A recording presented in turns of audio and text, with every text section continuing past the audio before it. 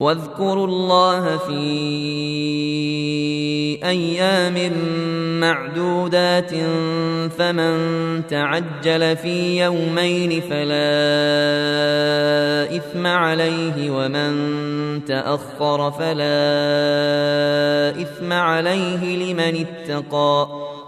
واتقوا الله واعلموا أنكم إليه تحشرون ومن الناس من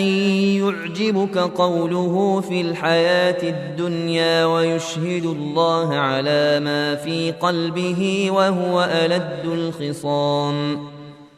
وإذا تولى سعى في الأرض ليفسد فيها ويهلك الحرث والنسل والله لا يحب الفساد وإذا قيل له اتق الله أخذته العزة بالإثم فحسبه جهنم ولبئس المهاد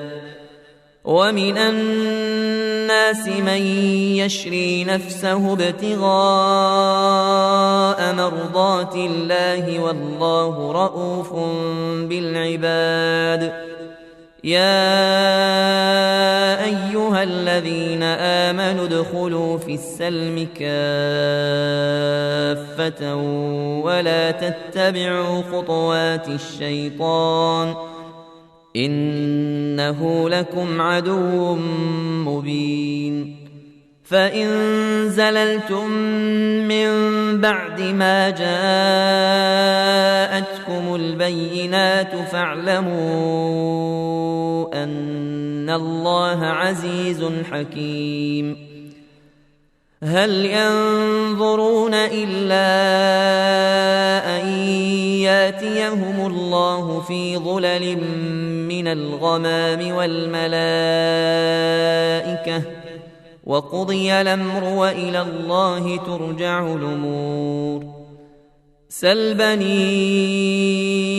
إسرائيل كما آتيناهم من آية بينة ومن يبدل نعمة الله من بعد ما جاءته فإن الله شديد العقاب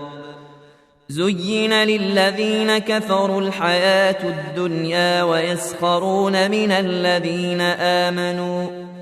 والذين اتقوا فوقهم يوم القيامة والله يرزق من يشاء بغير حساب